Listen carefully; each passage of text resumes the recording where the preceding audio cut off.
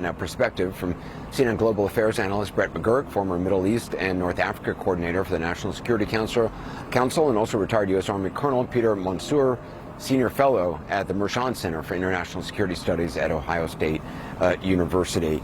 Brett, I want to start with you. I want to play just many times over the years, really, that Prime Minister Netanyahu has warned that Iran was close to acquiring a nuclear bomb. The first one is from 2006. I think the second one was from 2012. I just want to play this. It'll take them anywhere up to 3 years to cross all the nuclear technology threshold, and then it takes about a year or two to weaponize. But this, at most, would give us 5 years.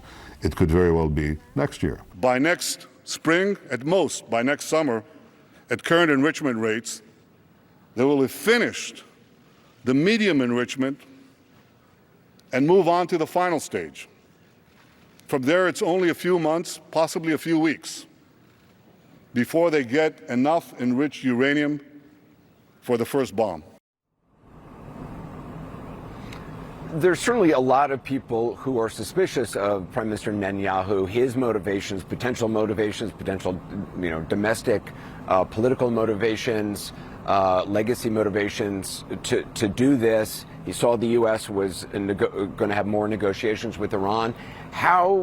Do you believe that Iran is on the brink, given also Tulsi Gabbard's testimony back in March?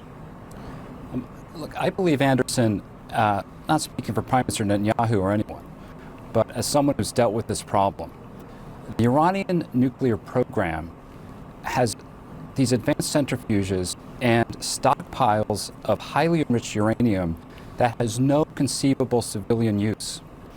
And the IAEA, which has no axe to grind, issued a report last week that found Iran to be in egregious violation of their nonproliferation obligations, and then 19 countries found them in violation of their nonproliferation commitments for the first time in 20 years. When this all broke, Anderson, 5 nights ago, we were talking about Fordo. That was the crux of it. I was immediately concerned. The Israelis cannot do that on their own, and that's where we are. And in Fordo, this underground facility, Iran has 10 cascades of these highly advanced IR-6 centrifuges enriching to 60% uranium. It's a serious, serious problem. I've dealt with it. I am not saying that if I was working on this issue, this might not be where we want to be. We want to try to get a deal, but we are where we are. And I believe very strongly, and I know the president was briefed today on the military option. And I have to say, I saw Senator Murphy on air. It's a viable military option. That doesn't mean it's advisable. That is worth a real debate. Colonel, Iran is historically weakened right now, given the decimation of Hamas, Hezbollah, the change of regime in Syria. How much should that play into the Trump administration's considerations about whether to directly strike or not? Well, the question is, if not now, when? If Iran wasn't close to a nuclear weapon leading into this conflict, it will get there as soon as it can, exiting this conflict, having been attacked in a serious way by Israel. So if the United States is going to get involved, if we're going to actually destroy the Iranian nuclear program, now is the time to do it, when Israel has achieved air superiority over Iran, allowing U.S. aircraft to fly with much less danger as they strike their targets. You know, this deep ordnance penetrator that's required to take out the mountain under which the Fordo facility is located, you know, it requires a hefty platform to carry it, and that makes it vulnerable to air defense systems. So with those out of the way, now is the time to strike if the president decides to do so.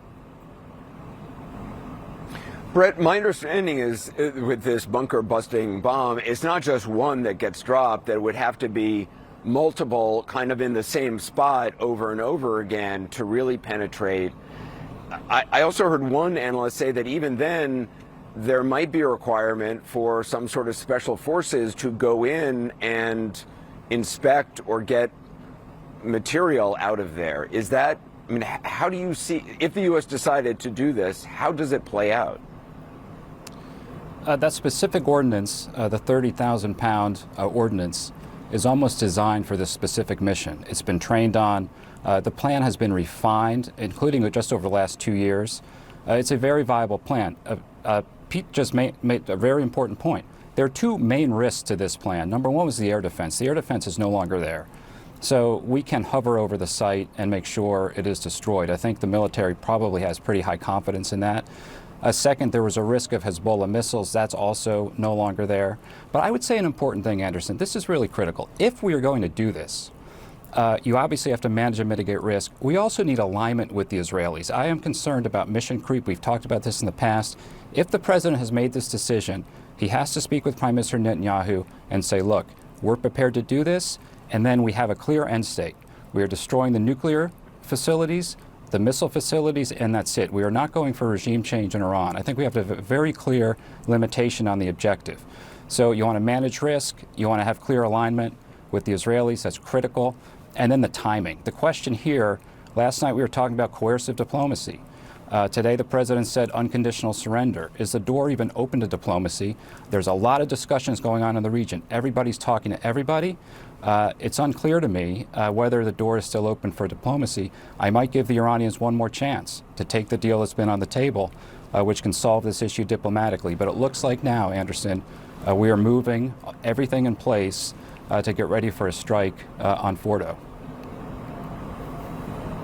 Brett McGurk, Colonel Peter Monsoor, appreciate your expertise on this.